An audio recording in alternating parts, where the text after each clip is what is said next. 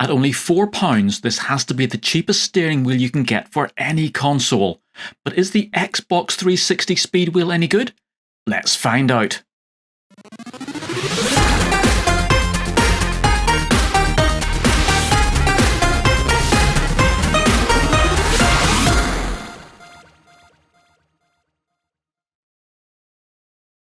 Hi and welcome to Bytes and Bits.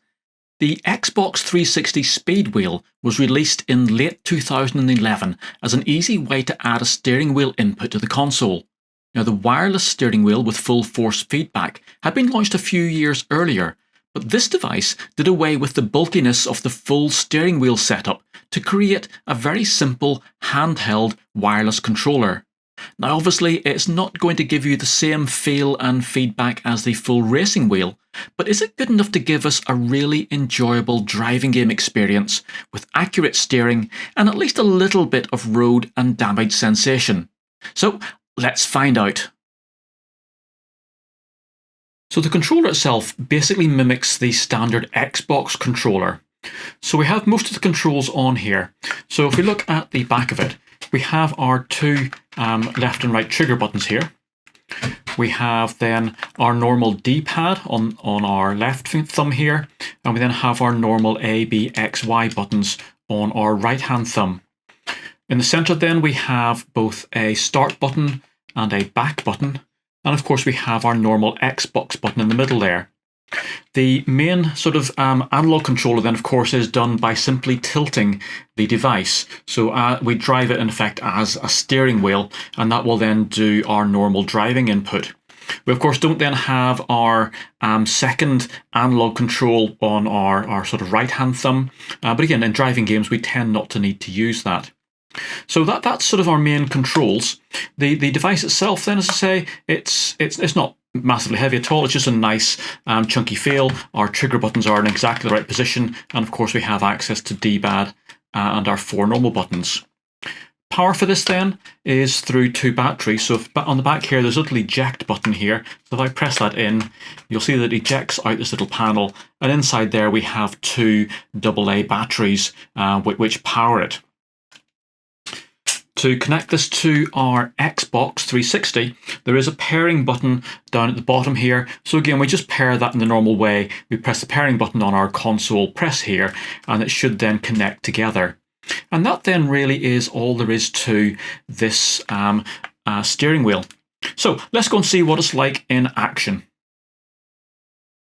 So for this part of the demonstration, I'm going to use a game called Forza Horizon 2, which is a really good driving game. And as you can see here, during the startup, it does actually recognise that we are using the speed wheel, and will actually give us just a little mimic here to tell us where all the controls are. So starting up the game, of course, at certain points we're going to need to use our normal controls. So our D-pad and our buttons are actually incredibly well placed here. It feels very natural just to use them while you're gripping both sides of the steering wheel. So again, in Forza Horizon we do have to go around and navigate maps and so on and select things, and everything just it feels very natural. So off to driving then.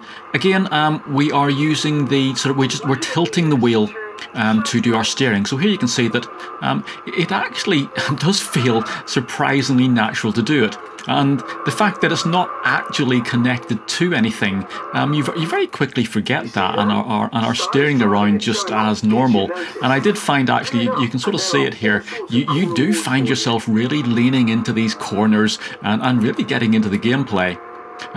Again, we use certain buttons to change view here on Forza Horizon. So hitting the back button is just a move of my left thumb there, and as you can see we can just switch in and out of various views. And again, it is actually very easy to hit all of the buttons while you are driving. There's no real problem with that.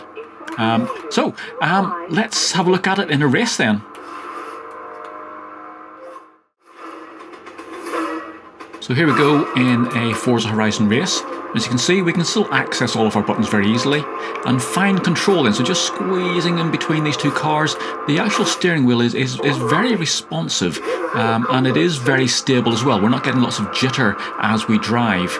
And again, the full lock to lock is probably about 180 degrees, So you can see here that we don't have to sort of spin it right the way round. We've got quite a good steering response on the wheel itself.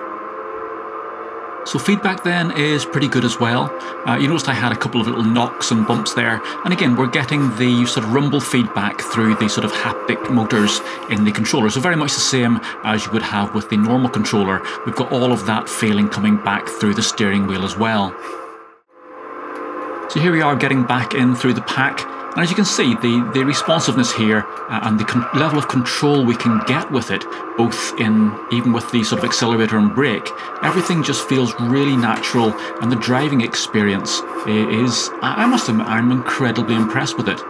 For me, especially compared to a normal game controller with the sort of thumb controls on the analog inputs, I'm not massively good at those, I must admit, and especially not with sort of driving. I find the fine control very, very awkward with those. But here, this is really, really natural and a proper driving experience. Now, of course, compared to the proper force feedback steering wheel and pedal set, there is no competition. That is much, much better than this. But if you're after something that you can just pick up very quickly and just get into a driving game, have that proper driving experience without having to set up the whole wheel system, then really this has got to be the best one you can do. And as I say, for only £4, you really cannot beat this.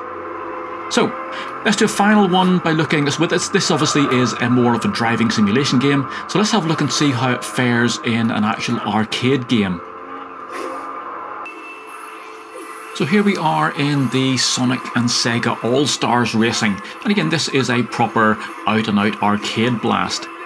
Again, the system itself did recognise that there was a steering wheel input. The graphic it showed was of the actual force feedback steering wheel, but again it does seem to know that I have a steering wheel input attached. And of course, all of the controls that we need to drive, including drifting and using all of the sort of power-ups and everything, those are all very easily available directly on our controller here. So I simply have to hit the brake pedal to do my drifting, and the firing any of the power-ups is just with the B key. And again, they are very easy and natural to activate with the buttons placement and so on. And again, obviously it doesn't fix my driving skills. But there we are. Again, very, very easy to use that. Very good driving feel, and really changes the nature of this game from being a sort of controller-based game to actually being what feels like a proper driving experience. Even though, of course, we are playing as Sonic in his special racing car. So overall then, I feel this is fantastic value for money and will really add to your gaming experience on these driving games. They're fairly easy to find online. I did find that eBay was a bit more expensive than going to somewhere like CEX here in the UK. Some of them were sort of coming in at around about sort of £15 to £20.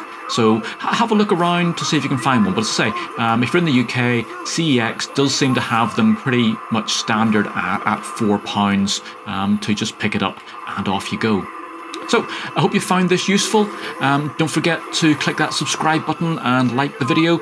I do lots of videos on gaming and modding and consoles and electronics and making, so do look out for those.